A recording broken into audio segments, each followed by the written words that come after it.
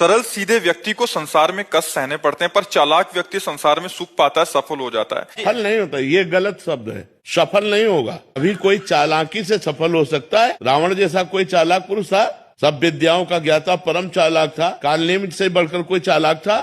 पूरी संजीवनी बूटी जैसी ही द्रोणागिरी में हर औषधि को कर दिया और साधु बनकर बैठ गया। हनुमान जी ने मार डाला, राम जी ने रावण को मार डाला, रहा न को कुल रोवन यारा। चालाक पुरुष सफल कैसे हो सकता? नहीं, सीधा सरल पुरुष कष्ट पा सकता है, पर सफल सीधा सरल सच्चाई पर चलने वाला हो। जैसे धर्मराज युधिष्ठिर बिल्कुल सीधे थे, यहाँ तक इतने सीधे थे कि युद्ध क्षेत्र में कल कौन सी रणनीति है वो जाके दुर्योधन सीधे पूछ लेता था। भ्राताश्री कल कौन सा चक्रव्यूह रचना है वो बता देते थे। इसीलिए भगवान दो बैठक करते थे, एक युधिष्ठिर के साथ और एक युधिष्ठिर से अलग। युधिष्ठिर के साथ जो बैठक की वो चक्रव्यूह रचना ही नहीं होगी, क्योंकि वो दुर्योधन को पता हो। इतने सरल थे कि वो आके पूछ लेते, वो पूरी बात बता देते थे। तो आप देखो विनाश किसका हुआ? चतुर चालाक, जिसके साथ शकुनी, दुशासन, कर्ण, दुर्योधन के साथ इतने चालाकी की हद थे ये लोग। तो क्या ये लोग सफल हुए?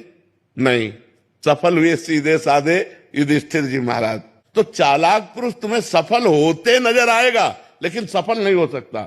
सीधा साधा पुरुष तुम्हें दुख भोगते नजर आएगा, लेकिन वो दुख भोगेगा नहीं, आगे चलकर वही विजय को प्राप्त होगा। थोड़ी यात्रा ऐसी है जिसमें संशय हो सकता है देखकर कि बेईमान, दुष्ट, चालाक, कपटी पुरुष उन्नति को प्राप्त हो रहा है और धर्मात्मा, ईमानदार दुख को प्राप्त हो रहा है। लेकिन परिणाम में सही चल रहा है, उसका सही परिणाम होगा, और जो गलत चल रहा है उसका गलत परिणाम होगा पक्का। उसका पुण्य उसको साथ दे सकता है, लेकिन जो जीवन का परिणाम है वो ये पद नहीं है। मरोगे तो तुम्हारे साथ पद नहीं जाएगा, तुम्हारे साथ रुपया नहीं जाएगा, अच्छाई जाएगी, तुम्हारे सत्कर्म जाएंगे।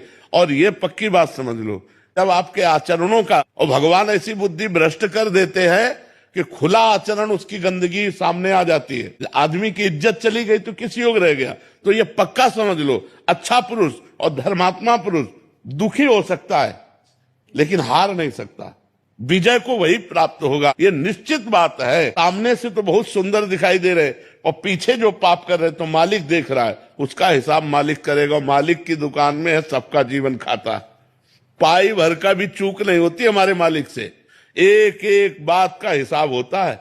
अगर हमने अंगुली भी उठाई है तो उसका भी हिसाब है कि क्यों उठाई और कैसे उठाई।